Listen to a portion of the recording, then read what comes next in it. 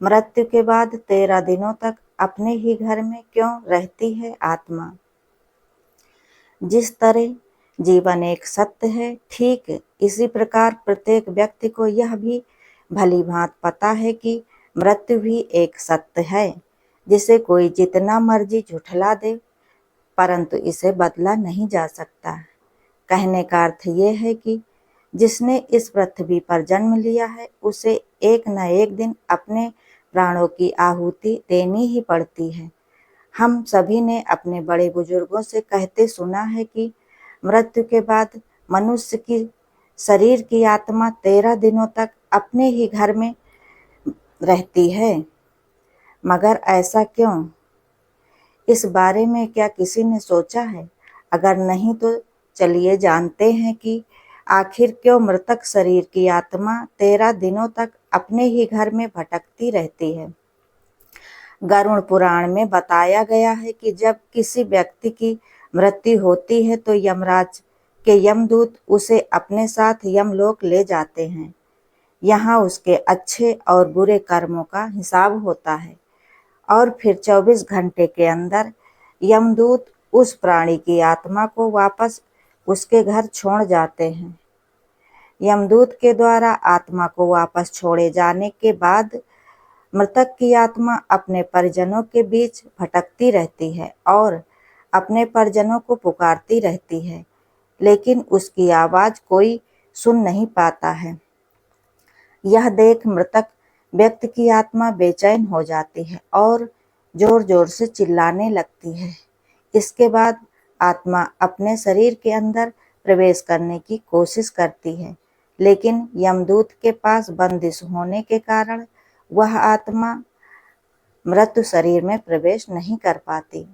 गरुड़ पुराण की माने तो जब यमदूत आत्मा को उसके परिजनों के पास छोड़ जाते हैं तो उस समय उस आत्मा में इतना बल नहीं होता कि वह यमलोक की यात्रा तय कर पाए। गरुड़ पुराण के अनुसार किसी भी मनुष्य की मृत्यु के बाद जो 10 दिनों तक क्रियाकर्म किया जाता है, उससे मृतक की आत्मा के विभिन्न अंगों की रचना होती है और जो 11वें में और 12वें दिन पिंडदान किया जाता है, उससे मृतक आत्मा रूपी शरीर का मांस और त्वचा का निर्माण होता है और जब 13वें दिन 13वीं की जाती है तो उस दिन व्यक्ति के नाम का पिंडदान किया जाता है। उसी से ही वो भी आत्मा यमलोक तक की यात्रा तय करती है, अर्थात मृत्यु के बाद मृतक के नाम का जो पिंडदान किया जाता है, उसी से ही आत्मा को मृत्युलोक से यमलोक तक की यात्रा करने का बल मिलता है। इसलिए ही गरुड़ पुराण में बताया गया है कि जब किसी मनुष्य की मृत्यु हो जाती है तो उसकी आत्मा 13 दिनों तक अपने परिजनों के पास अपने ही घर में भटकती रहती है और उसके बाद आत्मा मृत्युलोक से यमलोक की ओर निकल पड़ती है, जिसे पूरा करने के लिए उसे 12 महीने यानी 1 साल का वक्त लगता है। इतना ही नहीं, मान्यता के अनुसार 13 दिनों तक मृतक के नाम का किया गया पिंडदान उसके 1 वर्ष के भोजन के समान होता है। पिंडदान न किया जाए तो क्या होगा? अगर किसी व्यक्ति के नाम का पिंडदान नहीं किया गया तो क्या होता है? तो आपको बता दें कि इसका वर्णन भी गरुड़ पुराण में दिया गया है।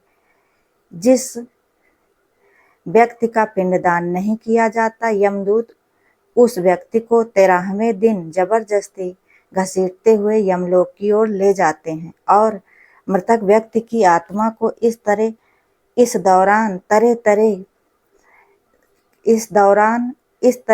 दौरान काफी कष्ट उठाना पड़ता है।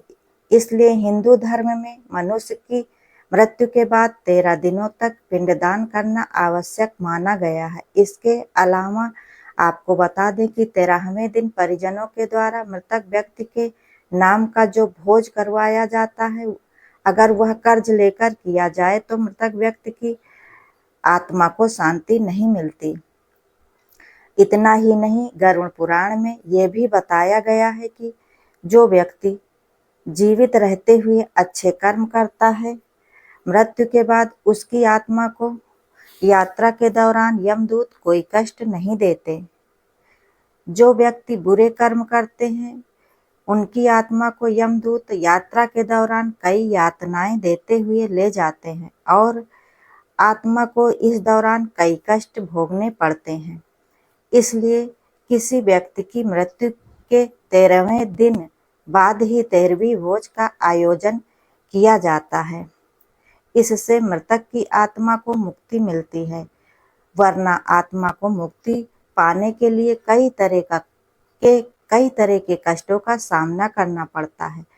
गरुड़ पुराण में यह भी बताया गया है कि जब किसी व्यक्ति की मृत्यु हो जाती है तो मृतक का अंतिम संस्कार जब तक नहीं हो जाता तब तक उस घर में चूल्हा नहीं जलाया जाता। ऐसा करने से मृतक की आत्मा को कष्ट पहुंचता है।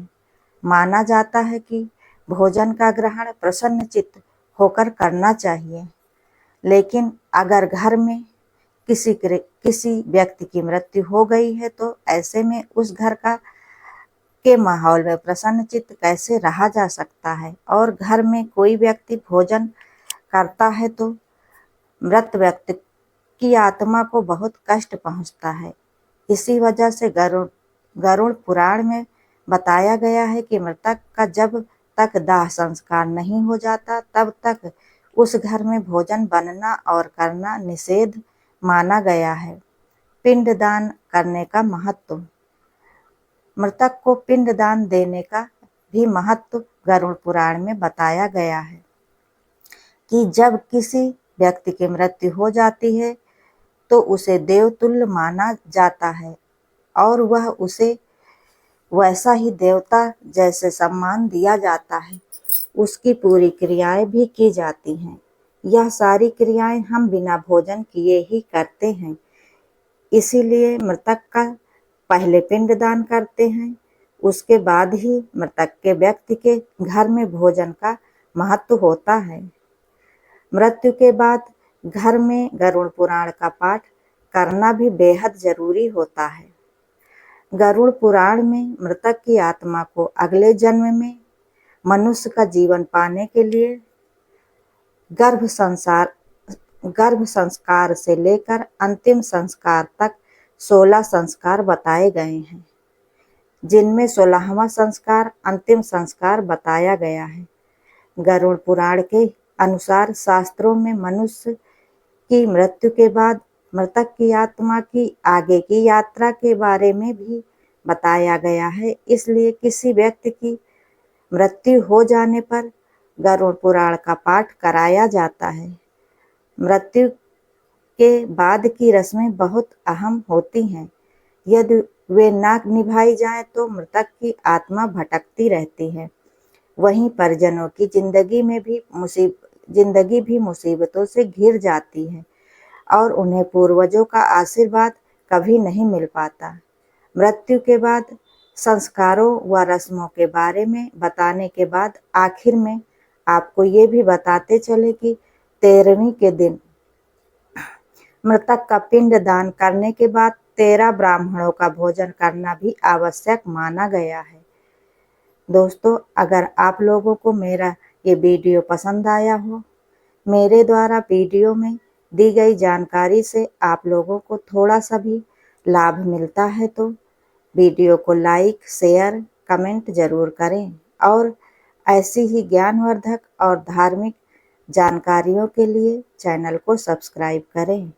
वीडियो अंत तक देखने के लिए धन्यवाद।